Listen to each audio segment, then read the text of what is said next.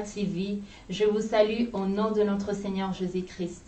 Je suis très heureuse de me retrouver parmi vous parce que ça fait un temps qu'on ne s'est pas croisé sur Fora TV, mais aujourd'hui nous serons autour de cette table. Yes. Yes. Vous avez déjà entendu le yes, cela veut dire que je ne suis pas seule parce que je ne suis jamais seule. Je suis accompagnée de grandes femmes. Je les aime beaucoup. Elles sont de femmes spéciales, très spéciales, qui m'ont tellement marquée. Et je vous les laisse découvrir dans quelques instants. Parce que si vous êtes nouveau, si vous êtes nouvelle et que c'est la première fois pour vous de suivre autour d'une table, je vous donne la bienvenue également. Et dans quelques instants, nous allons découvrir les invités. Donc, il s'agit de servantes de Dieu, c'est de diaconesses, c'est de visionnaires, c'est de femmes au foyer, c'est de mères. Et elle sert le Seigneur dans l'église en mission de Manchester, dirigée par le docteur Job Mokadi, que nous saluons en passant. Merci de nouveau, papa. Merci encore pour l'opportunité que tu accordes à tes filles d'être ici présentes, de répondre à l'invitation. Et nous saluons également maman Félicité Moukadi, là où elle se trouve. Bonjour maman. Et voilà, que le Seigneur vous bénisse abondamment. Sans oublier, je n'oublie pas le papa également. Nous disons merci. J'espère qu'aujourd'hui, vous n'allez pas oublier des noms. Voilà, vous allez m'aider. Mais sinon, je dis merci à Papa Mutombo, à Papa Robert Kabeya et à Papa Jean-Jacques Bianca. Merci. Et merci à vous tous qui êtes déjà fidèles sur Fora TV, car aujourd'hui, nous allons discuter d'un sujet qui nous concerne tous, un sujet très profond et un sujet qui va nous aider, pourquoi pas, à croître un peu. Je dis toujours que nous rajoutons de la connaissance ici, parce qu'autour d'une table, il s'agit d'un concept qui est là pour élever la femme, pour honorer la femme qui est souvent très méprisée, mais la femme chrétienne. Donc, j'aime beaucoup dire que la femme chrétienne, c'est une femme avec plein de qualités. Il y a beaucoup de femmes chrétiennes très intelligentes qui vont passer ici, qui vont défiler ici pour nous bénir et pourquoi pas bénir le corps du Christ. Donc cet après-midi, je reçois des visionnaires, les visionnaires de pied du maître. Elles sont déjà là, toujours avissantes, toujours complètes. Elles sont là avec moi. Alors nous allons discuter de l'orgueil et de l'humilité, parce que c'est un passage, le thème de ce soir, c'est de l'orgueil à l'humilité. Voilà, donc nous n'allons pas rester seulement sur l'orgueil, nous allons passer de la négativité à la positivité. Alors, très rapidement, Maman Justine, j'ai une question pour vous. Est-ce que vous pouvez nous expliquer la différence entre l'orgueil et la grande estime de soi-même? Ok, merci Maman Grazia, merci pour la question. En fait, moi je dirais que l'orgueil c'est un vice. L'orgueil c'est quelque chose de vraiment mauvais. Et quand vous demandez la différence avec, je ne sais pas, l'estime de soi ou cette grande estime de soi, en fait c'est quoi? C'est de l'estime de soi que vous parliez ou... Je voudrais savoir en fait la différence entre l'orgueil. Parce qu'avoir aussi... ou l'estime de soi. Voilà, l'estime de soi, moi je dirais c'est quelque chose de bien. D'accord. L'estime de soi. Je ne parle pas d'une très haute opinion de soi-même, non. Ça c'est quelque chose qui n'est pas bien. La Bible nous demande de ne pas avoir... une très haute opinion de nous-mêmes. Donc on doit vraiment rester humble, rester dans la modération. Mais maintenant, parlons de l'estime de soi. Je disais tout à l'heure que l'orgueil, c'est quelque chose de très mauvais. Quelque chose que Dieu n'aime pas. L'orgueil, c'est un vice. C'est un péché même qui peut emmener en enfer si la personne ne se répand pas. Mais l'estime de soi, je pense que c'est quelque chose de bien. Ah oui. C'est vraiment quelque chose de très bien. Tu dois t'aimer toi-même. Tu sais, l'unité de mesure de l'amour pour une autre personne, c'est toi-même. La Bible nous dit, tu aimeras ton prochain comme toi-même. Quelqu'un qui ne s'aime pas ne pourra pas non plus aimer une autre personne. Dans l'estime de soi, il faut l'avoir. Il faut l'avoir, il faut s'aimer, il faut s'accepter, il faut se pardonner. Toutes ces choses-là, il faut l'avoir pour soi-même. Il faut être fier de ce qu'on a, fier de ce qu'on est en train de faire, fier de ce qu'on est. Tu es un enfant de Dieu, tu dois être fier de ce que tu es. Être fier de ce que tu peux donner. Tu as des enfants, être fier de tes enfants. Ça, ce n'est pas de l'orgueil. Ça, c'est quelque chose de bien. Je ne sais pas si... j'ai répondu à la question. C'est très clair. Donc, ouais. Nous comprenons par là qu'avoir une grande estime de soi n'est pas un péché. Non. C'est quelque chose de positif. Là, vous parlez d'une grande estime de soi. Si c'est pas comme, voilà, être là. Pour s'enorgueillir. Voilà, si c'est pas pour s'enorgueillir, je dirais c'est pas un péché. Okay. Mais si ça commence à nous emmener dans l'orgueil, ça c'est mauvais. Donc c'est l'adjectif grande qui peut être un peu, qui montre que la limite peut être... Juste l'estime de soi. Exact, voilà, ça peut tomber dans devenir flou, hein, en fait. Ouais, les limites, là, ça peut devenir un peu flou. Mais la grande estime de soi, ce n'est pas aussi mauvais, mais il ne faut pas tomber dans l'orgueil. C'est ce que je pense qu'il faut retenir. Alors, comment, Maman Véronique, si je peux savoir, comment est-ce qu'on peut faire une preuve d'une véritable humilité? Donc, si je peux être plus claire, je dirais, quelle serait alors la différence entre l'humilité et une faible estime de soi alors? D'accord. On va voir peut-être l'effet opposé de ce qu'on a posé à Maman Justine. Oui, en fait, la différence est de taille entre l'humilité et la faible estime de soi, comme tu viens de dire, ou le manque d'estime de soi. Voilà. Ouais. La différence est claire. L'un est positif, l'autre est purement négatif. Parce que l'humilité, c'est une vertu. C'est une vertu, c'est une force. C'est vraiment quelque chose qui te permet, c'est comme un tremplin, quelque chose qui te permet d'être élevé, qui te permet d'aller de monter. La Bible dit bien que l'humilité précède la gloire. Alors que quand quelqu'un a une faible estime de lui-même, il a tendance à se bloquer, à se reculer, à se voir, à se dévaloriser. L'humilité, même on a comme définition, c'est ce que j'ai pris, l'humilité est une disposition à s'abaisser volontairement. Donc l'adjectif là fait toute la différence, à s'abaisser volontairement. Donc tu connais ce que tu es. Tu connais tes valeurs. Voilà, tu connais ta valeur, ton identité, tu sais qui tu es, ça ne change rien, mais tu acceptes volontairement de t'abaisser. On a un exemple clair dans la Bible qui est l'exemple parfait, celui de Christ. Celui de Christ, on nous dit bien qu'il connaissait qu'il était égal à Dieu. Il connaissait qu'il était égal à Dieu, mais il n'a pas regardé cela comme une proie à arracher.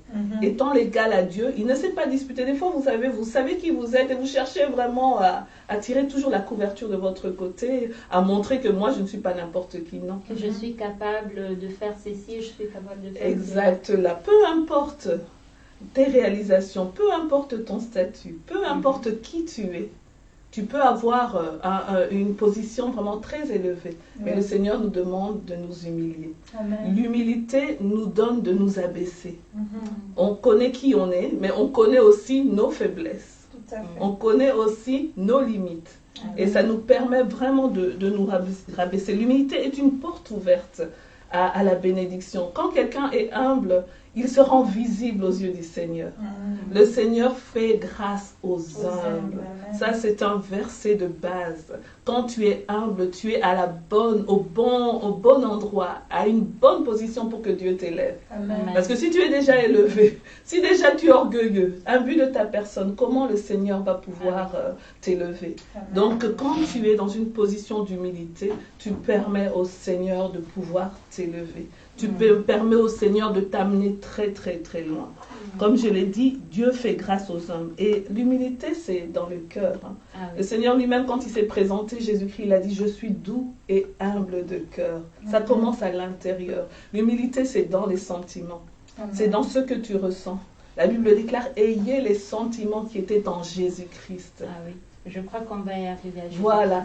Donc vraiment, ces sentiments-là, quelqu'un de humble doit apprendre à s'abaisser, doit sincèrement apprendre doit s'abaisser continuellement en fait.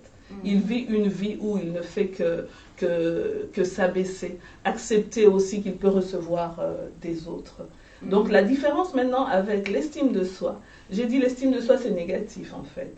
Quelqu'un qui n'a pas d'estime de soi, il se dévalorise. Donc, ça ne permet pas à Dieu d'accomplir le dessein. Voilà, le dessein. Et ça ne te permet pas de percer. J'ai 2 petits ou 3 petits exemples à donner de personnes qui étaient quelque part, qui avaient un manque d'estime de soi. Beaucoup de serviteurs dans la Bible. Il y a d'abord Moïse, on peut parler de Moïse, qui disait clairement que quand le Seigneur a voulu l'envoyer pour libérer le peuple de Dieu, il lui a dit « Je ne sais pas parler ». Seigneur, je ne sais pas parler, je n'ai pas la parole facile. Mais le Seigneur tout de suite l'a rétorqué en disant, qui a créé la bouche? Donc ça montre en fait que quand tu as une petite estime de soi, le Seigneur n'est pas content. La même chose avec Gédéon qui disait, je suis le plus petit de ma famille est la plus pauvre. Le Seigneur lui a dit, va avec la force que tu as. Et la même chose avec Jérémie. Jérémie a dit, je ne suis qu'un enfant, Seigneur, je ne sais pas parler. Et pourtant, le Seigneur l'avait appelé à délivrer, l'avait appelé à détruire, à renverser et à établir. Amen. Donc vraiment, l'estime de soi n'est pas bonne, alors que l'humilité est une bonne chose. Le manque, pardon, excusez-moi, la faible estime de soi n'est pas bonne. Il faut savoir connaître son identité. Amen. Et maman Justine, je voudrais un peu savoir, en ce qui concerne l'Église, la direction de l'Église, pensez-vous que l'humilité est un élément important pour la direction de l'Église? Est-ce qu'un leader humble peut être suivi ou il doit être orgueilleux pour se faire respecter? Je ne pense pas, Maman Grazia, qu'on a besoin de l'orgueil pour se faire respecter. Je l'ai dit dans mon introduction que l'orgueil est un vice, l'orgueil est un péché qui t'amène en enfer si tu gardes ce péché-là avec toi sans te repentir. L'humilité a toute sa place dans la direction d'une église. Maman Véronique vient de nous parler ici de Dieu qui élève les âmes. L'humilité, on nous dit, précède la gloire. Quand tu es déjà un leader, ça veut dire quoi? Tu as une position d'autorité. Tu es là, donc tu occupes peut-être la première place dans une organisation. Donc tu dois être humble pour monter encore davantage. Mais quand tu portes un manteau d'orgueil, tu vas descendre. Les mêmes personnes que tu es en train de diriger vont te faire descendre. Tu peux les diriger par dictature, par menace, tu ne vas pas avancer. Dieu va faire de sorte que tu comprennes que non, ça ne va pas. Avec l'orgueil, ça ne va pas marcher. Parce que Dieu va créer des situations qui vont te pousser à diminuer, à t'humilier. L'humilité, c'est quelque chose de beau. C'est un fruit de l'esprit. C'est le fruit du Saint-Esprit. Tu es un leader, tu dois aimer les gens. Tu es censé aimer les gens que tu diriges. Mais si tu n'es pas humble, tu ne pourras pas conduire ces personnes-là. Parce qu'on le verra pendant cette émission, combien l'humilité est liée à l'amour, combien l'humilité est liée à plusieurs d'autres choses qui sont de vertu. Un leader doit être humble de cœur, comme Jésus-Christ, notre leader. Il s'était humilié. On nous a dit ici, il s'est humilié. Il a pris la place de notre place à nous. Donc, moi, je pense qu'un leader dans l'Église, il doit revêtir un grand manteau. Si c'est pas, je ne sais pas s'il a un tout petit manteau d'humilité, mais il doit chercher vraiment Pourquoi? Se faire coudre. Voilà. Tout à fait. Pourquoi? Parce que l'humilité précède, on nous dit, avant la gloire, il y a l'humilité. L'humilité précède la gloire. L'orgueil précède la chute. Tout au long de cette émission, on va revenir sur des choses que nous sommes en train de dire ici parce que c'est très très important. Nos téléspectateurs doivent comprendre que l'humilité, c'est quelque chose de bien. L'humilité, c'est une force. Quelqu'un qui est humble attirera toujours, maman, la considération des gens qui sont autour de lui. Donc, l'orgueil ne va pas faire que les gens vous respectent. Ça peut amener la crainte, mais ce n'est pas un respect, comment dirais-je, réel ou quoi. Non, c'est juste la crainte. N'est pas dans l'amour. Et puis, cette crainte-là, ça sera peut-être par rapport aux personnes, je ne sais pas moi, qui sont inférieures à vous. Mais il y aura d'autres personnes qui s'élèveront un jour face à face, vous manquez du respect, ils vont vous dire n'importe quoi. Tout ça pourquoi? Vous rappelez que vous êtes orgueilleux. Mais ce n'est pas bien quand on dirige une église, quand on est pasteur, berger. Déjà quand on parle de berger, berger c'est quelqu'un qui prend soin de brebis. Et je ne vois pas comment. D'abord, un serviteur n'est pas orgueilleux. Un Voilà. serviteur. Si on comprenait seulement que leader est égal à serviteur. Oh oui, tout à fait. Ça va juste J'aime beaucoup ça va, ce que tu viens de dire là. Pourquoi? Parce que Ça ça va me résoudre- rappelle un leader d'un pays africain. Je vais taire les noms. Ce leader-là, il dit toujours, il dit ça, je suis votre serviteur.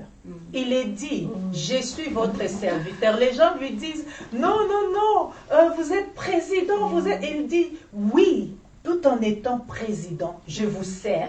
Je suis votre serviteur. Donc, un leader doit être humble, diminuer, descendre pour servir. Et la notion de service a une grande force en fait, parce que le Seigneur dit que celui qui sert sera celui qui est le plus grand. Amen. Donc Amen. quand tu sers, quand tu es leader, tu dois être humble. Tu dois être humble. Parce que ça te met en position d'autorité, clairement. Yes. C'est très fort ce qui est dit. Wow. Et maman Véronique, je viens à vous. Nous avons Jésus qui est notre référence, on doit se référer et on aime se référer à la Bible. Oui, tout à fait. Et de quelle manière Jésus nous enseigne l'humilité?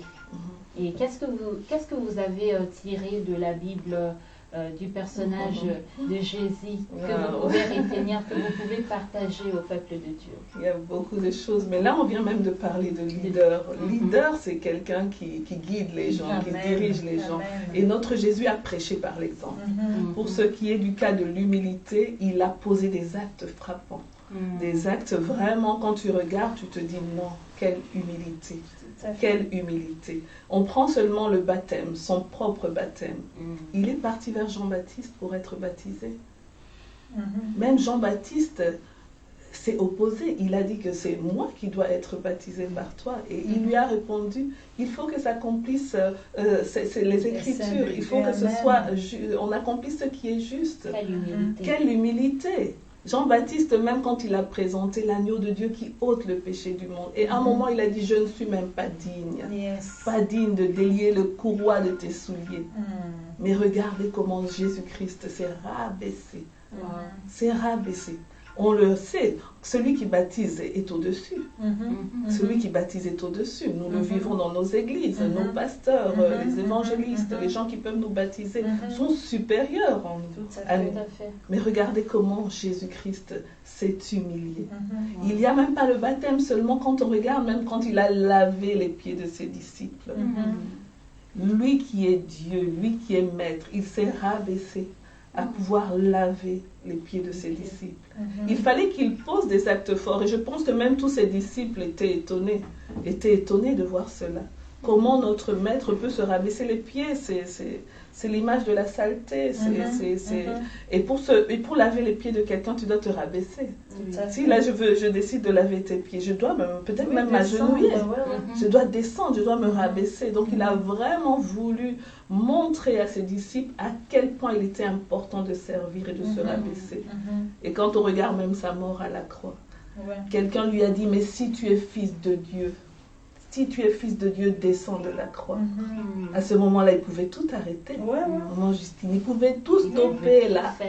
Tout faire. Ça, il a eu même l'occasion de démontrer. Ça, c'était vraiment un défi. Il pouvait dire, non, là, j'arrête tout. Là, j'arrête tout. Lui qui est roi. Toi, tu nous dis que tu es fils de Dieu. Si tu es fils de Dieu, descends de cette croix-là. Lui qui est roi. Dans les cieux, les anges se prosternent devant lui. On lui dit, Saint, Saint, Saint est l'Éternel. Même les êtres dans les cieux ne peuvent même pas supporter la couronne sur leur tête. Ils jettent ça.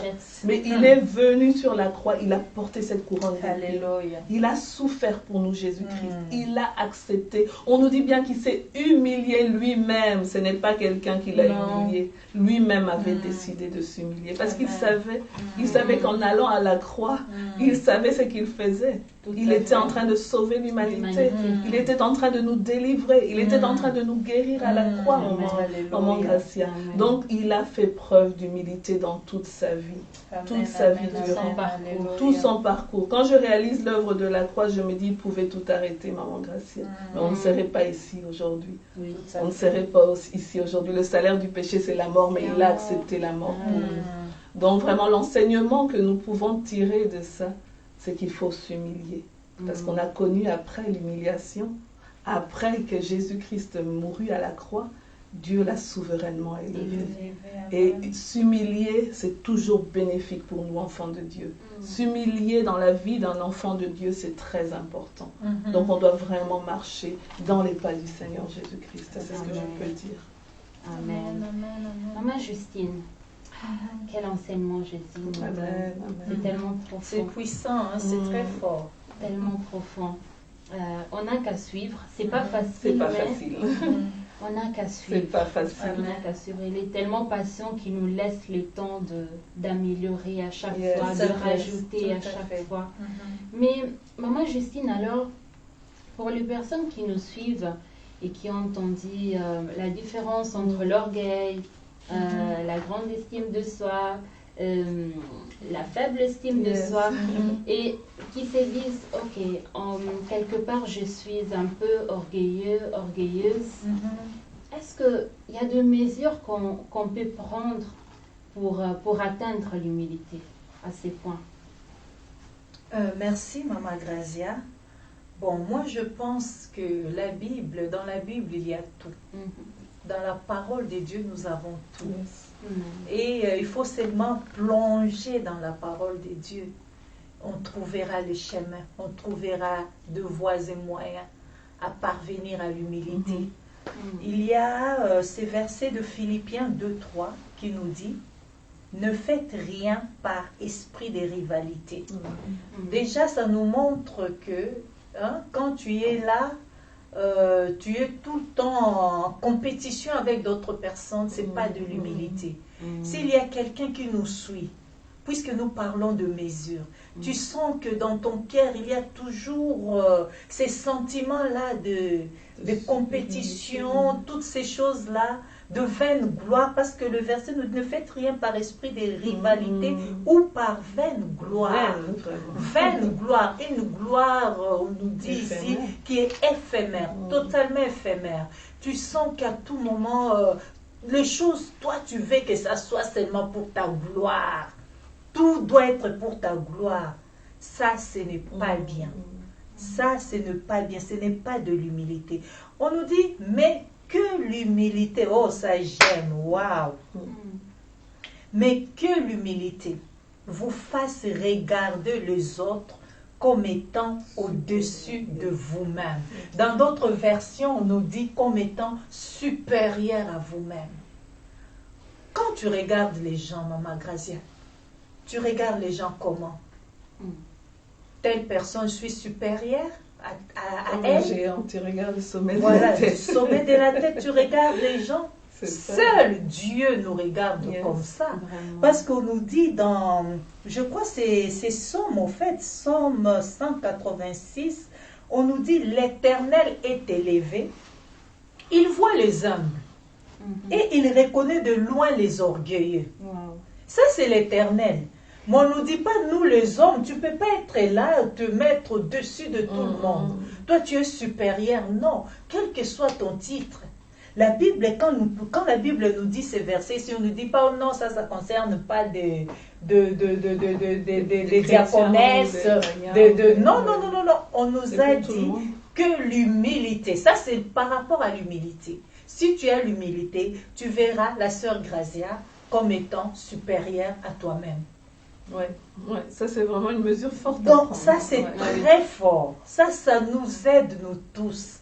Quand maintenant, à partir d'aujourd'hui, je sors d'ici, quand je vois des gens, que la personne soit plus âgée que moi, moins âgée que moi, qu'il y ait des diplômes, qu'il n'ait pas de diplôme, que cette personne-là soit mandia ou pas, je dois regarder cette personne-là comme étant au-dessus de moi. Pourquoi? C'est une créature que Dieu a créée. Une créature que Dieu a créée. Cette personne-là aussi doit me regarder comme étant supérieure à elle. C'est comme ça, ce sont des mesures à prendre. Mais puisqu'on ne sait pas contrôler ce que l'autre fait, je n'ai le contrôle que sur ce que moi je fais. Donc je dois contrôler mes sentiments à moi. Et la Bible me dit ici que l'humilité me fasse regarder les autres comme étant au-dessus de moi-même. Et je voulais aussi ajouter quelque chose. Il faut toujours rechercher la sagesse dans tout ce que nous faisons. Ça aussi, c'est une autre mesure. Parce que la Bible nous dit, la sagesse est avec les humbles.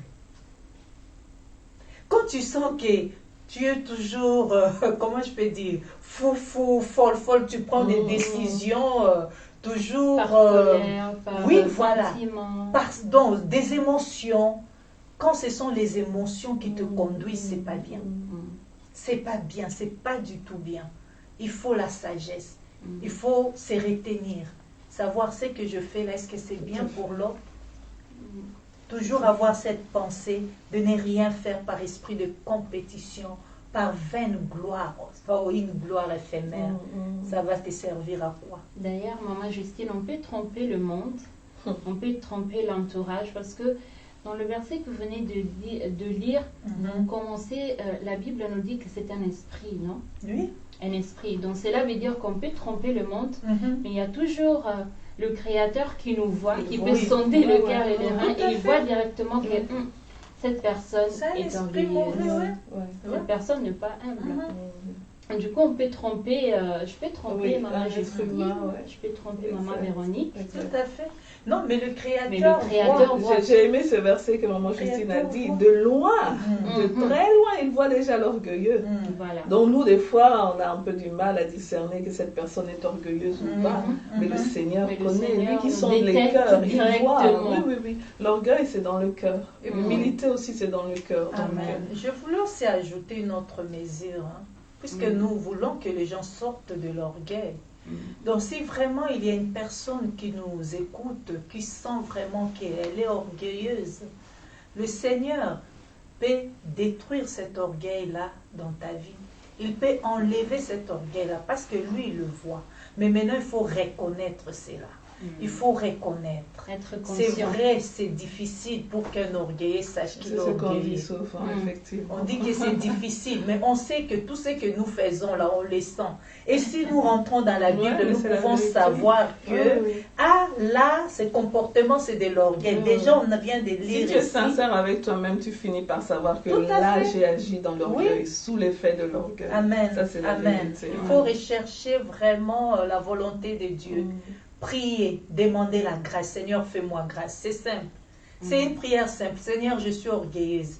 Tu ne veux pas que les autres entendent parce que Dieu, lui, il ne va pas aller raconter à tes amis. Au moins, Seigneur, je suis orgueilleuse. Il faut savoir être humble devant Dieu. Parce qu'il y a de celles qui n'arrivent même pas à faire cette prière. Oh, ça c'est dur. Il faut être humble et puis ouverte, ouvert devant son Créateur. Amen. Seigneur, je suis orgueilleuse. Il faut reconnaître qui nous sommes. Devant le Seigneur, on ne peut rien cacher. Tout est à nu, tout est à découvert exactement devant lui. Je peux cacher, comme tu l'as dit, à n'importe qui d'autre, même à mon mari, à mes enfants, mais au Seigneur, on ne cache jamais. Et j'aime cet épisode de la Bible où on nous parle de la parabole du publicain et du pharisien. Le pharisien était là en train de s'enorgueillir, mais le publicain là, se frappait la la poitrine en disant, Seigneur, je ne suis qu'un pécheur. Je ne suis qu'un pécheur, fais-moi grâce. Et il a été justifié. Amen, donc, amen. on doit vraiment se reconnaître dans l'humilité. Amen. J'ai une petite question encore. Encore. On va passer les questions. Ah oui. Le prochain autour du table, nous allons poser les questions. Il n'y a pas de problème, Maman Véronique, combien de fois on doit se rappeler de donner à Dieu la gloire? Plus que, c'est vrai, on accomplit des choses, il y a des choses, il y a des situations qui arrivent dans notre vie et qu'on arrive à accomplir. Mais combien de fois on doit se rappeler de donner la gloire à Dieu pour ce que nous avons accompli?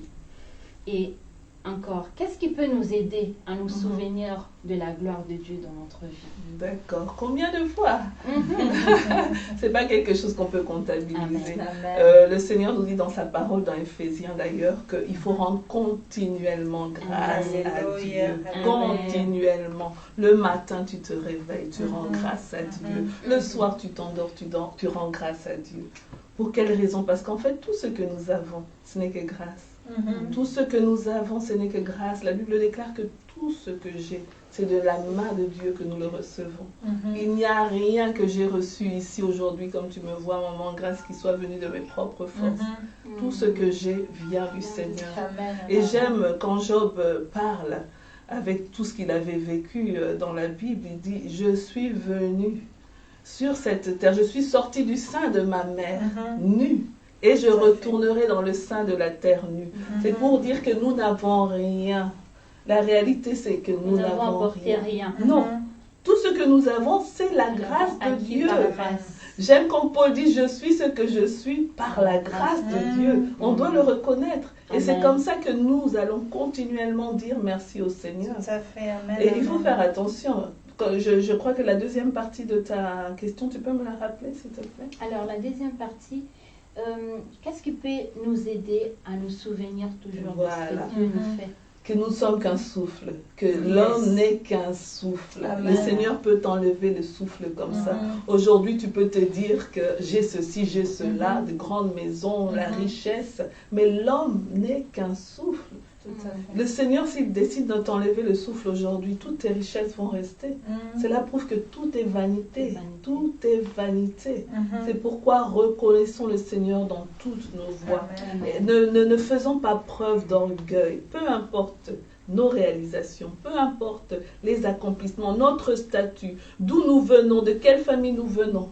Peu importe notre classe sociale, disons Seigneur, merci, je te rends grâce. Amen. Je te rends grâce pour qui je suis, je te rends grâce pour ce que j'ai. Il faut vraiment reconnaître le Seigneur en toutes choses. Amen. Oui, Amen. c'est vraiment ça. Wow. C'est vraiment profond Amen. ces sujets, ces thèmes.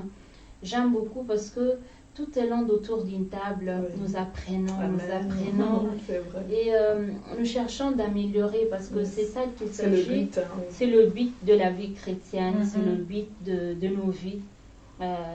Parce que nous devons atteindre la perfection. Amen. Nous devons être trouvés sans tache, sans ride. Ah oui. Et donc, une ride doit être enlevée aujourd'hui. Tout à fait. Donc, l'orgueil doit être déclassé. Amen. Alléluia. Amen. C'est possible. Amen, c'est possible. Maman Justine, Oui. y a-t-il un rapport entre une relation entre l'humilité et le pardon? Et de votre vie, je voudrais bien savoir, lorsqu'une personne vous offense, vous pardonnez avec facilité, Maman Justine? Ah! Maman Gracia fait rentrer maintenant des choses personnelles ici. Ah oui. Ah, en tout cas, vraiment. Ils l'ont vaincu à cause de la parole de leur témoignage. Je vais commencer par la dernière, au fait. Dans ma vie, si je pardonne facilement. Maman Gracia, là, je suis là. Beaucoup de gens me voient, me regardent. Il y a des gens qui me connaissent depuis très longtemps. Maman Grazia, j'ai toujours dit, moi, c'est pas l'église, c'est pas la vie chrétienne qui m'a appris à pardonner. Je suis quelqu'un qui pardonne et qui demande pardon sans regarder si c'est un enfant, c'est un adulte ou comment. C'est comme ça que je suis. C'est comme ça vraiment que je suis. Et mon mari, le pasteur Robert, me dit toujours, c'est que j'aime beaucoup chez toi. Oui, il me fait témoigner parce que ça, c'est un témoignage qu'il le fait parce que nous témoignons, nous vivons. Il le témoigne. Il me dit, c'est que j'aime beaucoup chez toi, Justine. Tu demandes pardon facilement, tu pardonnes facilement. Donc, je ne suis pas une personne rancunière. Je peux me chamailler avec quelqu'un les matins, je le vois à 10 h, je les salue. C'est la personne. Ça, je le confirme. Ça, je le confirme. Donc, nous avons un témoin. Voilà. Donc, c'est comme ça que je chamailler ce matin. À 10 h, je l'appelle, elle ne me répond pas, je l'appelle encore jusqu'à ce qu'elle va prendre. Bon, en fait, moi, personnellement, je n'ai pas de problème à pardonner les gens. Mais maintenant, pour répondre à la question par rapport à la relation humilité-pardon, moi, je pense que c'est étroitement lié. On a dit ici, donc, pour laver le pied, je dirais, c'est un signe fort, une image très forte que le Seigneur nous avait donnée. On peut prendre ça sur plusieurs aspects, le service et tout, mais ça peut être aussi le pardon, ça peut être aussi un enseignement que le Seigneur nous montre. Vous devrez, voilà, donc vous pardonnez les uns les autres, parce que quand tu laves le pied qui sont sales, tu enlèves la saleté pour que la personne reste propre. D'abord, tu t'inclines parce que tu dois t'incliner. Tout à fait. Quand tu pardonnes à quelqu'un, c'est que tu as effacé quelque chose, tu as enlevé quelque chose. Il y avait un problème. Il y avait quelque chose qui t'a fait mal. Mais tu as décidé de pardonner. Et tu sais quoi? Dans la prière de notre Père, le Seigneur nous dit quoi? Pardonnez-vous les uns les autres. Donc, pardonnez aux autres comme... pardonnez aux autres les offenses comme moi aussi, je vous pardonne. Voilà. Pardonnez les offenses aux autres comme moi aussi, je vous pardonne. C'est lié. Tu pardonnes aux autres, Dieu aussi te pardonne. Mais ce n'est pas n'importe qui pardonne. La personne qui pardonne, c'est une personne humble. Et nous pouvons le voir dans ces versets ici de Luc 17, 3 à 4. On nous dit, prenez garde à vous-même. Si ton frère a péché, reprends-le, et s'il se répand, pardonne-lui. Maintenant, le verset 4, c'est ce qui m'intéresse beaucoup. On nous dit, et si il a péché contre toi 7 fois dans une journée, et que 7 fois il revienne à toi disant, je me répands, tu sais ce que le Seigneur dit, tu lui pardonneras. Vraiment, si tu n'as pas d'humilité, déjà même la première fois, tu ne vas pas le faire. Mais là, le Seigneur nous place dans une situation où la même personne te fait du mal 7 fois. La même journée, le Seigneur n'a pas dit la même semaine, cette personne-là te fait du mal 7 fois. Il a dit la même journée. Quelqu'un d'autre dira trop, c'est trop. 7 fois, cette personne-là te fait du mal, tu ne diras pas trop, c'est trop. Tu ne diras pas ceci, c'est là. Non, 7 fois, le Seigneur dit quand il revient vers toi, tu lui pardonneras. L'humilité est étroitement liée au pardon. Il y a vraiment ça. Si tu n'es pas humble, tu ne vas même pas pardonner. La première fois seulement, tu vas dire « et moi ». Et c'est une occasion ici, Maman Véro, de dire à nos bien-aimés qui ont du mal à pardonner, qui pour eux, quelque chose qui date de 10 ans, 15 ans, moi jusqu'à ma mort, jusqu'à ma tombe, je vais dire à cette personne qui dit comme ça, c'est que tu es en train de lier même ta destinée. Toi, tu as choisi d'aller en enfer. D'abord, c'est que tu es lié sur la terre et lié au ciel. Donc, il y a aussi Jésus qui est témoin. Oui, Dieu est témoin parce que lui, il a dit pardonnez comme moi, je vous pardonne. Donc, ça veut dire quoi? Toi, tu ne pardonnes pas. Dieu ne te pardonnera pas non plus. Voilà. Wow. C'est vraiment lié. C'est tellement profond et c'est un message clé. C'est un message clé. Deux fois, on s'est dit, non, cette personne m'a tellement offensé, cette personne m'a tellement blessé, c'est difficile pour moi. Et Jésus nous dit, cette fois elle viendra, cette fois tu la pardonneras. La même journée, on insiste. La même journée. Et ce sont des... C'est pas deux personnes différentes, c'est la même personne. Ce sont des choses qui nous permettent d'être complètement libres, on doit le dire. Hein. Le pardon libère. L'humilité élève. Dieu nous veut vraiment dans la joie. Dieu nous veut à une position d'élévation. À nous tout simplement de suivre les principes divins. C'est clair. J'ai aimé, elle a dit le pardon libère, l'humilité élève. On peut même finir l'émission. C'est vraiment une conclusion. Dieu nous donne vraiment tout ce qu'il faut faire pour être Amen. Bien. Amen. Wow. J'ai un petit exercice pour Maman Véro. Je vais laisser respirer Maman Justine pour ce qu'elle vient de dire, c'est tellement profond. Et là, je vais récupérer Maman Véronique. Maman Véronique. Maman, tu es grave. Maman Véronique, on reste sur la Bible. L'histoire du roi Nebuchadnezzar. Wow. Je voudrais que vous puissiez vous mettre à la place de ces rois et me répondre à ces petites questions. Je les appelle petites pour ne pas vous effrayer.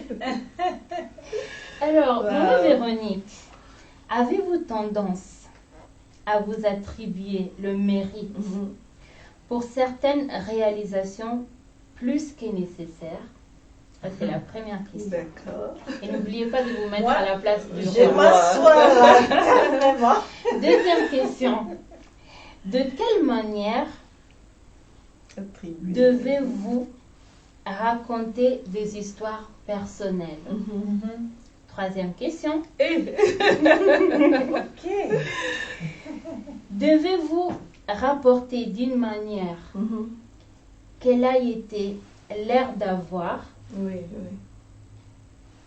mieux que celles qui ont été en réalité?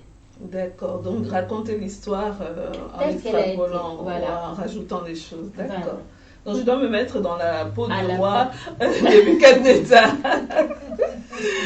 Bon, le roi Nebuchadnezzar, pour la petite histoire, c'était un roi païen, le roi de Babylone. Et c'était un roi qui était très, très imbu de sa personne. Un orgueilleux tout fait. Donc je dois essayer de faire comme si j'étais à sa place. Ça tombe bien parce que je vais lire. Ici, comme ça, vraiment. Très bien là. Je vais lire un passage des Écritures dans Daniel 4, là où il parlait lui-même, là où il s'exclamait. Alors on va comprendre. Voilà. N'est-ce pas ici, on nous dit d'abord qu'il se promenait dans son palais. Et il dit, n'est-ce pas ici, Babylone la grande, que j'ai bâtie comme résidence royale, par la puissance de ma force et pour la gloire de ma magnificence. Et on nous dit dans Daniel 4, verset 32, la parole était encore dans la bouche du roi, qu'une voix se fit entendre du ciel pour dire, apprends, roi Nebuchadnezzar, qu'on va enlever ton royaume. Donc il était imbu de sa personne. C'était un roi qui avait été l'objet des grâces du Seigneur. Même si c'est un roi païen, ce n'est pas le problème. Toute autorité vient de Dieu. Et quand tu es béni, c'est Dieu qui bénit. Même les méchants que nous pouvons voir, tous ceux qui sont dans la richesse, c'est Dieu qui accorde toutes ces richesses-là. Mais le problème avec le roi Nebuchadnezzar, c'est qu'il, quelque part, il a méprisé la grâce de Dieu dans sa vie. Et il s'est attribué lui-même cette gloire-là, tous les mérites de ce qui avait été fait. Maintenant, voilà. On nous dit ici, dans Galatie, si quelqu'un pense être quelque chose, quoi qu'il ne soit rien, il s'abuse lui-même.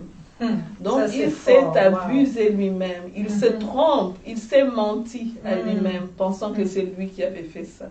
Tu as parlé des histoires, quand tu racontes quelque chose, un vécu, une histoire, si on dit la vérité ou bien on essaie un peu d'ajuster, de colorer, de rajouter, voilà. Convaincant. Voilà. Extrapoler n'est pas bon. Moi, personnellement, je ne suis pas de ce genre-là, à chercher à... Déjà, tu rentres dans le mensonge, en fait. Quand tu commences à déformer la vérité, tu rentres clairement dans le mensonge. Et je comprends là que l'orgueil emmène au mensonge. Parce que tu veux être en fait une personne que tu n'es pas. Tu veux te mettre à un niveau que tu n'as pas.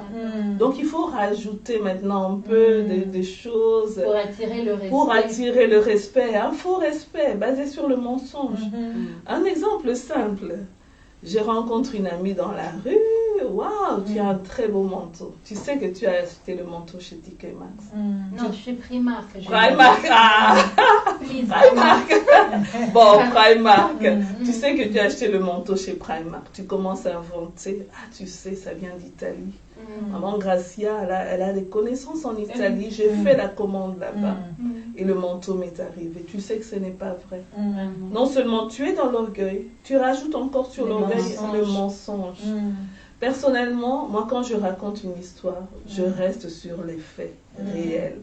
Je ne rajoute pas, je ne grossis pas, je ne fais pas que la personne puisse être épatée. On n'est pas là pour impressionner les gens. Je pense qu'il faut rester vrai, il faut rester humble. Et même s'il y a des choses où tu sens que si je raconte ça à maman Justine, waouh, elle sera très contente. Mais des fois, tu n'es pas obligé de tout raconter. On n'est pas obligé de tout raconter. Certaines choses, tu peux aussi les garder par sagesse, pourquoi pas. Parce que tu vas raconter quelque chose à quelqu'un qui ne t'aime pas. Il peut aller détourner ça et commencer maintenant à te chercher des problèmes. Donc moi, je pense, il y a eu beaucoup de questions. J'espère que j'ai répondu à toutes. Mais je pense qu'il faut rester vrai. Quelqu'un d'humble n'extrapole pas. Ne cherche pas à rajouter sur la vérité. Et même quelqu'un d'humble, des fois même il sait qu'il est face à quelqu'un qui a un bac plus 2, lui il a un bac plus 6. Il ne va même pas dire que moi, écoute, j'ai un bac plus 6, ta connaissance là, non. Maman Justine nous a parlé de ce verset qui dit il faut reconnaître, il faut voir l'autre comme étant supérieur. C'est important. Parce qu'en fait, il y a un secret dans ça. Si tu vois tous ceux qui sont autour de toi en tant qu'étant étant supérieur, tu apprendras. Tu finiras toujours par apprendre. Quelqu'un qui est humble est ouvert en fait, est ouvert à l'autre. Il se dit que quelqu'un d'autre peut aussi m'apporter quelque chose.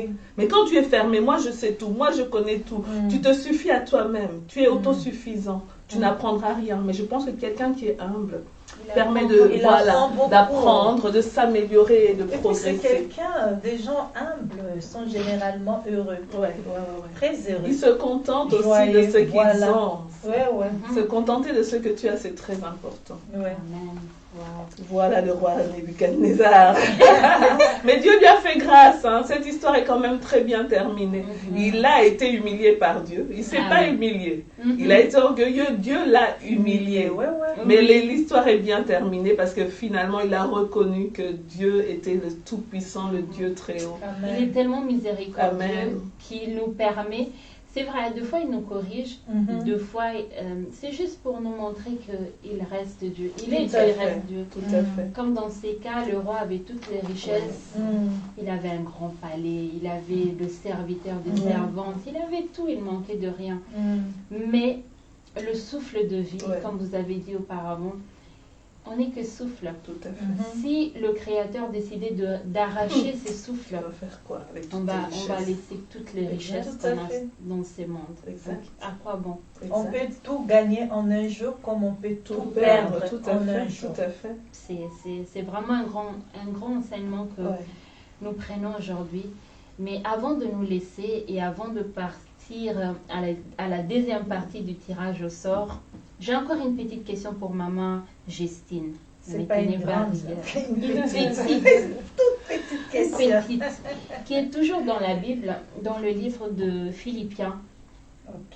Philippiens 2, 1 à 11. C'est un peu long.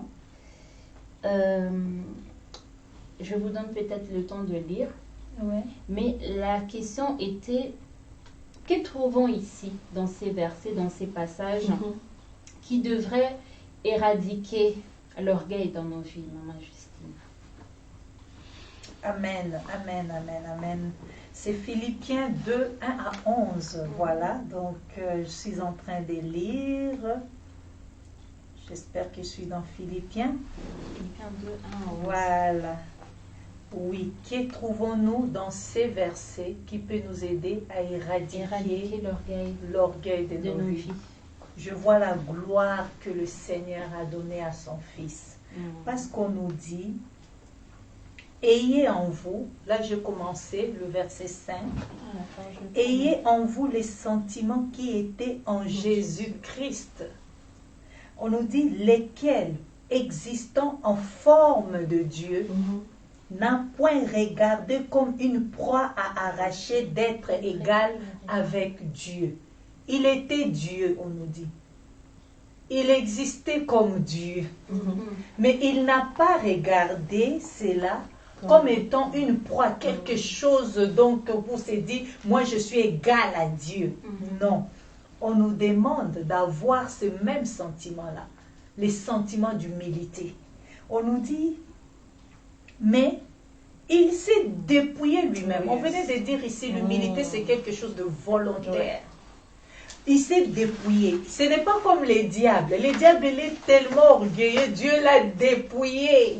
La mort de Jésus-Christ à la croix, on nous dit que les diables a été dépouillé complètement. Le Seigneur a dépouillé les autorités. Mais là, on nous dit qu'il s'est dépouillé lui-même. On voit bien, hein, quand tu es orgueilleux, tu seras dépouillé. Mais l'humilité te pousse à te dépouiller toi-même. Comme Christ, on nous dit là, il s'est dépouillé lui-même en prenant une forme de serviteur. Ça, c'est très beau. Nous avons tout au long de cette émission parlé de l'humilité, lier l'humilité au service, au pardon, à l'amour. On nous a dit, il a pris une forme de serviteur. Sorry. Mon portable s'est fermé, en devenant semblable aux hommes et ayant paru comme un simple homme. Alléluia. Un simple homme, comme toi et moi. Il n'était même pas un roi. Oh, non, il n'avait rien qui attirait. On nous dit, il n'avait ni beauté ni éclat. C'est ça la simplicité. Et c'est cette simplicité-là qui fait sa beauté. Moi, j'ai dit, la simplicité de Dieu fait sa beauté, fait son éclat. Il a apparu comme un simple homme. On nous dit, il s'est humilié lui-même, se rendant obéissant jusqu'à la mort. Même jusqu'à la mort de la croix. Donc, on a vu Jésus, il n'a pas commencé à s'humilier. À un moment, il s'est dit, non, stop, je m'arrête là.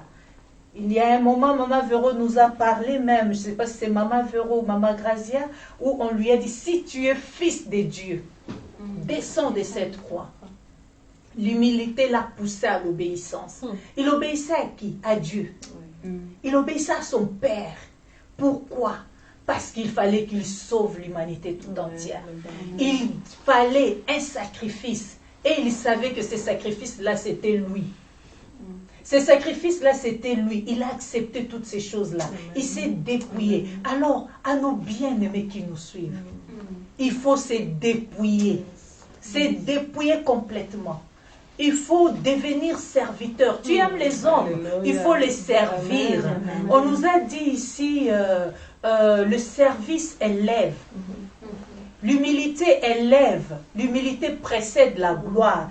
Et dans ces versets, je crois le verset 11 qui nous dit, le verset 9 d'abord qui nous dit, on a vu tout ce que Christ a fait, mais on nous dit dans le verset 9, c'est pourquoi aussi Dieu l'a souverainement élevé et lui a donné le nom qui est au-dessus de tout nom, afin qu'au nom de Jésus, tout genou fléchisse dans le ciel, sur la terre et sous la terre, et que toute langue confesse que Jésus-Christ est Seigneur à la gloire de Dieu le Père. Tu veux la gloire, bien-aimé, reste dans l'humilité. Que personne ne te trompe. Que personne ne te trompe. L'humilité précède la gloire. L'orgueil, nous l'avons vu avec le roi Nebuchadnezzar, précède la chute. Si Jésus-Christ qui était Dieu On nous dit qu'il s'est dépouillé. À combien plus forte raison, nous, ces sujets? Qu'est-ce que nous avons même? Qu'est-ce que nous avons? Nous ne sommes rien. Maman, ce qui peut nous aider, moi je pense c'est ça. Il faut se dépouiller. Il faut rester humble. Ne pas se dire, non, je reste humble pendant 5 mois. Au 6e mois, je vais m'enorgueillir. Je vais changer. En fait, tout ce que tu sens en toi qui peut te faire, t'apporter la gloire, eh ben, tu le ressens comme ça, tu enlèves. Tu enlèves, tout à fait. Et puis tu vois, Christ, lui, il est parti jusqu'à la mort. C'est pourquoi j'ai dit, tu restes humble jusqu'à la fin. Quelle que soit la situation que tu es en train de vivre maintenant, quels que soient les grades que tu as maintenant, je ne sais pas moi. Les accomplissements que tu as. Voilà, il faut oublier tout ça. De toute façon, on a toujours quelqu'un qui nous dépasse en quelque chose. Ah oui, exact. Mais Jésus, lui, il n'avait que son Père. Mais même ça, on dit qu'il pouvait prendre ça comme une preuve pour se dire je suis égal à Dieu. Il n'a pas regardé à ça. Il n'a pas regardé à ça. Il faut refuser de regarder à tous nos accomplissements, à tout ce qu'on peut avoir maintenant ou tout ce qu'on a eu dans le passé. Il faut regarder à celui qui nous a sauvés, celui qui nous a aimés. Amen. Amen. Comment lui il a vécu ici sur la terre. Il était humble, on nous dit comme un simple homme. Que le maquillage, serviteur, le maquillage, que nos maquillages ne nous trompent pas. Nous sommes que des simples femmes. Pourquoi il faut encourager quelqu'un qui nous suit à servir. C'est le secret même. Je crois que c'est le secret pour éradiquer l'orgueil de nos vies. Je crois que il y a vraiment une clé comme, je crois, maman Véronique. Le plus grand parmi vous sera votre serviteur, nous dit la Bible. Amen. On a vu Christ qui a servi. Et Dieu l'a souverainement élevé. Donc on voit beaucoup de choses. L'humilité t'amène dans l'amour, dans l'obéissance, dans le pardon. Dans les pardons et tout. De choses. Beaucoup de choses qui sont liées dans l'humilité. À tout, à la bénédiction, à la gloire, à l'élévation. C'est une porte clairement ouverte. Donc nous avons intérêt à tout à fait. Que celui qui nous écoute aujourd'hui, qu'il entende la voix de l'Esprit parler. Amen. Et nous avons tout intérêt à être humble, maman Gracie. Amen. Tout intérêt. Amen. C'était vraiment profond. Amen. Nous avons été bénis, mais avant de donner le mot de la fin, le mot de la conclusion, nous avons une deuxième partie. Je crois que mes invités savent déjà de quoi il s'agit. Elles sont déjà prêtes, n'est-ce pas, maman? Si, comme d'habitude. Là, on sait qu'on va répondre. Vous êtes déjà prêtes. Aujourd'hui, c'est moi qui vais te poser la question. Oh là là. Je te la pose. Attendez mon tour. Il n'y a pas de problème. On y va? Les mamans, oui. Nous arrivons à la deuxième partie déjà. Nous avons terminé la première partie. Pour ceux qui nous suivent, pour ceux qui nous ont déjà suivis, savent qu'il s'agit de la deuxième partie qui est secret révélé. Donc nous avons ces petits bols qui nous aident toujours, très fidèles, et toujours autour d'une table au milieu de la table. Maman Justine? Maman Véro, maman Justine? Maman Véro. Allez. Maman Véro. Qu'est-ce qui est écrit là? Just for me. Mes invités, c'est just for you. Allez. Maman Véro, là, je vois c'est un peu des tricheries. Non, j'ai pris ce qui était tout en dessous. Attends, je vais fermer ça. Ah là là là là. Je ferme et je tourne. Voilà. Non, on ne triche pas ici. On ne triche pas ici, on est en forme de Dieu là. Waouh. Y a-t-il eu des situations dans ma vie dans lesquelles j'ai été humiliée d'une manière qui m'a aidé à comprendre mes limites?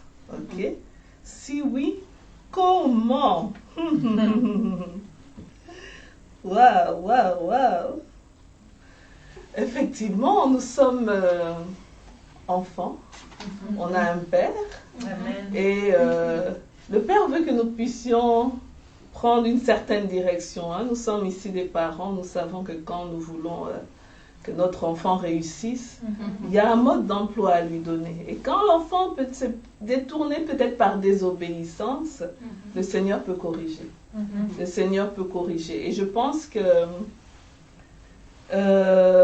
oui, s'il y a des situations dans ma vie dans lesquelles j'ai été humiliée d'une manière qui m'a aidé à comprendre mes limites.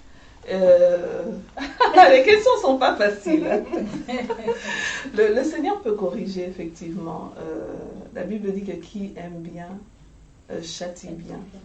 Et je crois que quand tu te dévies, le Seigneur te corrige.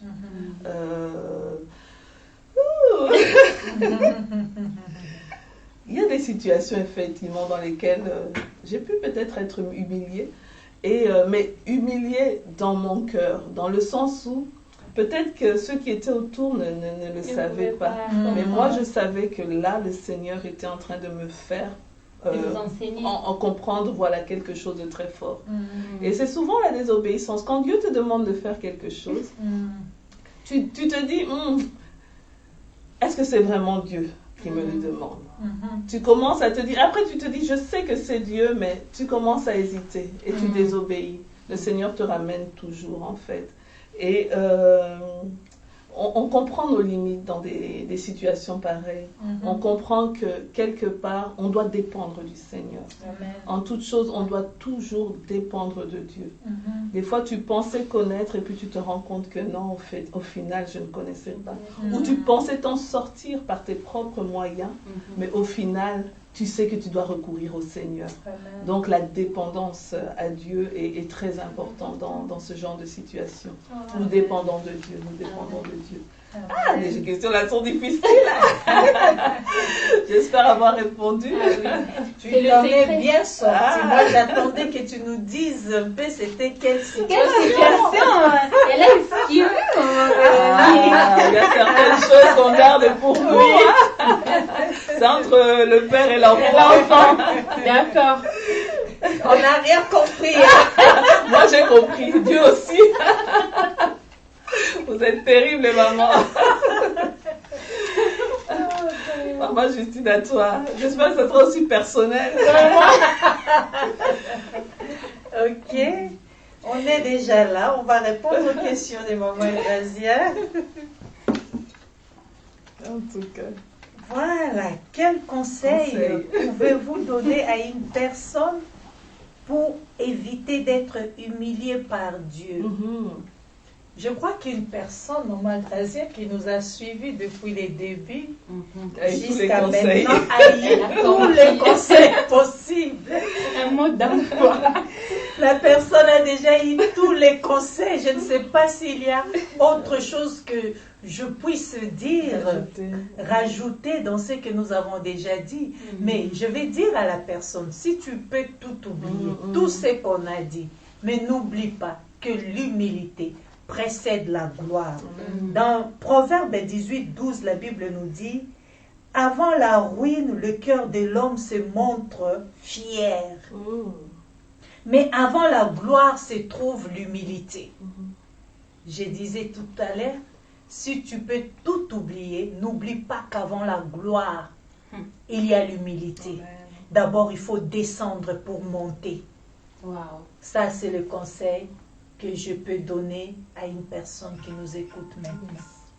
Donc, rappelle-toi que avant d'être là où tu étais quelque part. Oui. Et avant d'être en haut, il faut être en bas. Amen. Je n'ai pas envie de vous laisser le moment. Il fallait que je rajoute quelques questions. Je t'ai dit, c'est profond ce sujet. C'est tellement profond. Ça nous enseigne, nous tous. Des questions personnelles. Personnel. On va là. Qu'avez-vous accompli dans votre vie? Oh là là. Pouvez-vous en être fier sans être orgueilleuse? Si oui, comment? Aujourd'hui, c'était la journée. C'est ma journée. Hein. Bon, après 45 ans de vie, on a accompli beaucoup de choses. Hein. Mais... Vous le portez très bien. Mais, merci. Elle fait 10 ans de moins que son âge. Hein. Vraiment. Mais toute la grâce, toute la gloire revient au Seigneur. Et j'aimerais d'ailleurs dire un verset par rapport à ça qui est dans Philippiens 3:13. Oubliant ce qui est en arrière et Donc, ça, c'est Paul qui dit ça. Je fais une chose, oubliant ce qui est en arrière et me portant vers ce qui est en avant. Amen, mais toutes ces choses-là, j'ai envie quelque part de les oublier, maman. Voilà. Toutes les réalisations, toutes les choses que le Seigneur, oui, on a accompli certaines choses dont on est fier, ça c'est clair. Que ce soit au niveau professionnel, au niveau des études, au niveau familier, au niveau relationnel, même dans le ministère.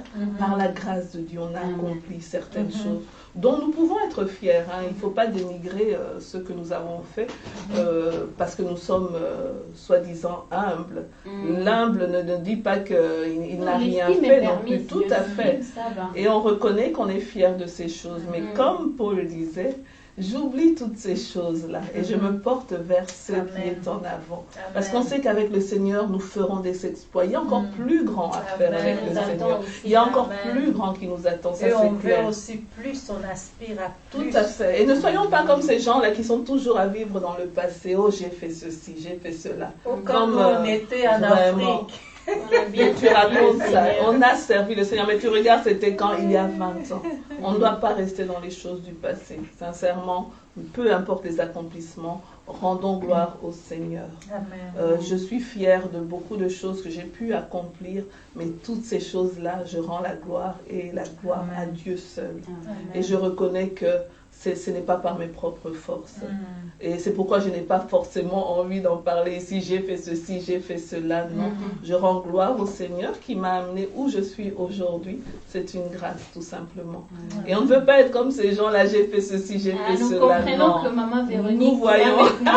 fait une preuve de grande humilité. Ah, voilà. C'est une si on peut le dire.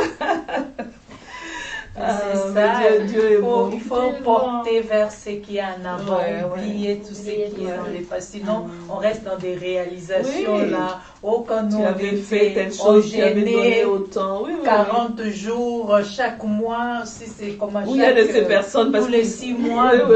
Où il y a de ces personnes parce qu'il a donné une offrande sacrificielle de je ne sais pas combien. Donc il s'en souvient toujours. Voilà. Il se souvient, j'avais donné à l'église autant.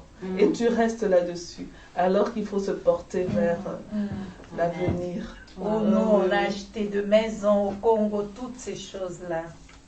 Vanité de vanité. Rendons gloire à Dieu et portons-nous. Vanité des vanités, tout est vanité.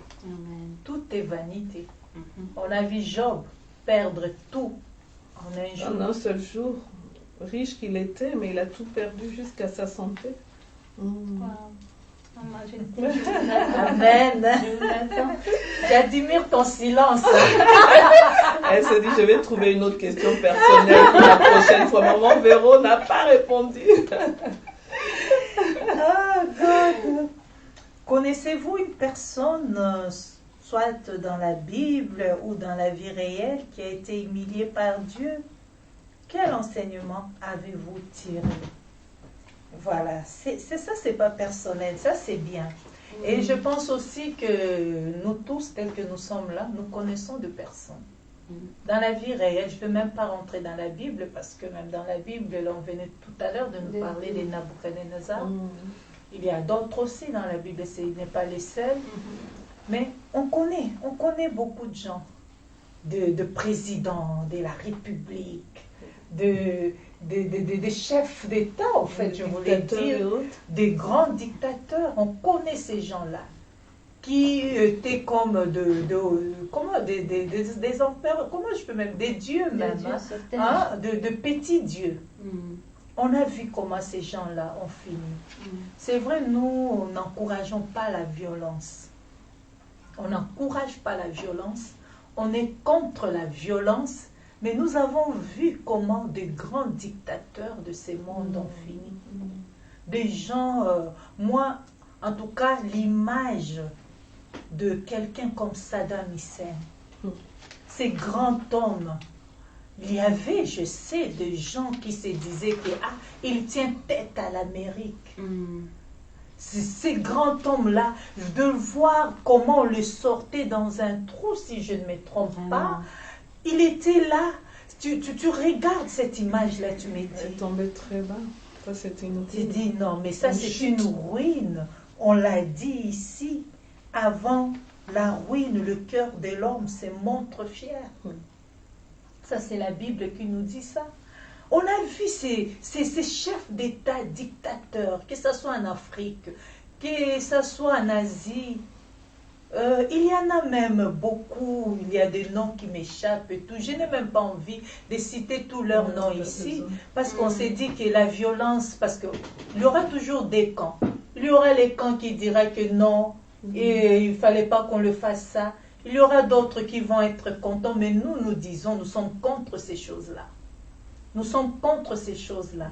Il faut toujours donner une chance à l'homme. Mais on a vu ces personnes-là, comment ils ont été humiliés. C'est pourquoi l'orgueil n'est pas une très bonne chose. L'orgueil n'est pas bien, Maman Grazia. L'orgueil, c'est un péché. Non seulement ça t'amène à la chute, mais ça va t'amener aussi en enfer. Ça, c'est ce que je peux dire. Donc l'orgueil, non seulement ça t'amène à la chute, tu étais là, tu tombes pas. Et tu tombes mal. Très mal. Tout le monde te regarde à la télé, comme les cas de ces chefs d'État là qui ont été humiliés. Tout le monde te regarde, tu sais. Tu tombes très bas en fait, très très bas, trop bas. On a pris l'exemple de Nebuchadnezzar tout à l'heure là. De riche qu'il était, il a fait 7 années comme un animal en fait. Il a vécu comme un animal, donc même pas une condition humaine. Donc la chute est terrible. La chute est terrible. Non, c'est terrible, c'est vraiment terrible. On nous parle de la ruine, la destruction. Quel que soit ton grade, quel que soit ce que tu y es, mais tu es détruit complètement. Alors ça sert à quoi d'être orgueilleux? Il faut rester humble. Jésus, le modèle parfait, le modèle excellent, est resté humble jusqu'à la mort. On nous dit, j'aime comme la Bible dit, on dit jusqu'à la mort. On met une virgule pour dire la mort à la croix. C'était une mort honteuse. C'était une mort pour de brigands, de malfaiteurs. Mais il a accepté cette mort. Il pouvait dire à Dieu, oui, j'accepte de mourir pour elle, mais que je meurs seulement assis sur une chaise. Tu vois? Il pouvait dire, je meurs seulement assis sur... Bon, avec la couronne, parce que je voilà, dois sauver l'humanité. Donc je vais la couronne. Une mort honteuse, une mort terrible, atroce. C'est celle qu'il a acceptée pour nous. Avec des clous qu'on est en train, non. Ça, il a accepté pour sauver les hommes. Il a amené à la croix avec le pécheur. Voilà. En conclusion. Amen. Donc, je dirais que c'est l'enseignement que nous pouvons tirer de tout ce que nous avons vu, tout ce que nous voyons dans ce monde ici. L'orgueil n'est pas une bonne chose. Que tu sois blanc, noir, rouge, je ne sais pas moi, l'orgueil n'est pas une bonne chose. Parce qu'il y a aussi, il y a même un dictateur français, un grand dictateur, c'était qui là? Donc des gens orgueilleux de mauvaises personnes qui ont très mal fini. Qui ont très mal fini. Donc... Qui que tu sois, l'orgueil mène à la chute. L'orgueil mène à la chute. Peu importe qui tu sois. Chef d'État, voilà, on l'a dit, leader d'une église ou quoi. L'orgueil mène à la chute. C'est pas une bonne chose. L'orgueil précède la chute, l'humilité précède la gloire. Et c'était autour d'une table. Amen. Nous avions été bénis, nous avions été remplis de connaissances. J'aime beaucoup dire que autour d'une table nous enseigne. Nous enseigne d'une manière ou d'une autre parce que nous avons des femmes et les femmes que je récite pour ces premiers épisodes, elle était de femmes extraordinaires. C'est de femmes qui nous ont bénis, qui nous ont enseigné, qui nous ont rapporté la connaissance par rapport à la parole de Dieu. Et en ce qui concerne aujourd'hui, nous avons appris que l'orgueil ne nous amène nulle part qu'à notre chute. L'orgueil ne nous sert pas, n'est pas une chose positive et n'est pas une option à choisir parce que elle nous ramènera que à la ruine. Donc pourquoi pas adopter l'humilité? Pourquoi pas se revêtir de l'humilité? Donc si nous n'avons pas l'humilité, nous n'avons qu'à l'apprendre, peut-être par la prière, pourquoi pas, parce que nous avons un Créateur qui est miséricordieux, nous avons un Créateur qui est riche en bonté et lent à la colère. Amen. Donc, nous voulons que Jésus nous apprenne, nous voulons que Jésus nous enseigne comme référence, parce que nous avons la Bible qui est vraiment le code de la route. Et restons humbles, car le Seigneur nous élèvera. Donc c'était Amen, autant convenable. Donc c'était autour d'une table avec ces grandes servantes à qui je dis merci. Merci Maman Gracia. À qui je dis merci parce que vous honorez toujours l'invitation. Vous êtes tellement une grande bénédiction, pas seulement au pied du Maître, mais vous avez été aussi une grande bénédiction pour TV et pour autour d'une table. Que le Seigneur vous bénisse. On commence dans 5 minutes. Oh, déjà. Ok. Qu'il vous rajoute cette connaissance que vous avez déjà. Un culte du dimanche à la maison, mais un culte où la distance nous rend plus proches.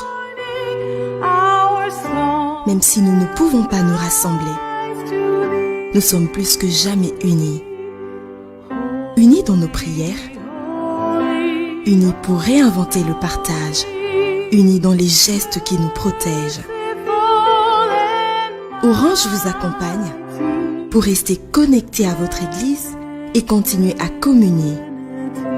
Tapez étoile 888 étoile 33 33 dièse pour activer le forfait culte et bénéficier d'1 giga à 50 unités, valable tous les dimanches de 7h juste à 14h juste. Orange. Voilà, de retour. Et nous nous excusons pour le petit problème de connexion qu'il y a eu il y a quelques minutes, mais nous sommes de retour pour un mot de la fin. Et nous vous disons merci pour votre fidélité, nous vous disons merci pour votre ponctualité, parce que vous avez été là, vous nous avez soutenus, vous avez peut-être laissé des commentaires que nous allons partir lire tout à l'heure. Que le Seigneur vous bénisse pour votre participation, que le Seigneur vous bénisse pour le temps que vous avez consacré à nous écouter. Amen. Et nous espérons que vous aviez été bénis, que vous aviez rajouté de la connaissance autour de cette table, comme je dis à chaque fois. Et donc, je dis encore merci à mes invités de ce soir. Merci pour l'invitation. Merci beaucoup. Que Dieu te bénisse abondamment. Ce n'est pas la dernière fois. Donc, c'est une série qui continue. Amen. Et je vous dis un grand merci. Merci vraiment du cœur. Merci pour votre temps. Et pourquoi pas un mot de la fin, Maman Justine?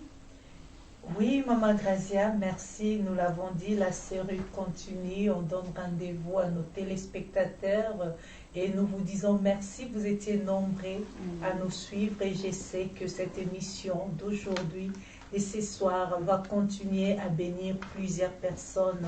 Nous remercions aussi Papa Hervé Vika, le mari de notre sœur Gracia, qui fait un travail de maître, donc pour que vous puissiez nous recevoir dans vos maisons. Vraiment, de tout cœur, merci. Oui, nous vous remercions tous, vous qui nous avez suivis pendant ce direct, vous qui nous suivrez aussi certainement en différé.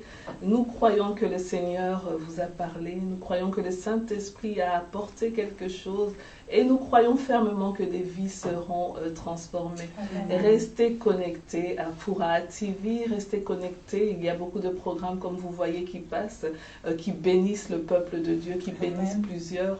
Un grand merci à Papa Hervé, un grand merci à Maman Gracia, un grand merci à tous et que la paix du Seigneur demeure dans vos maisons. À très bientôt. À très bientôt. Que le Seigneur vous bénisse. Amen. À la prochaine. Bye. Bye. Bye bye.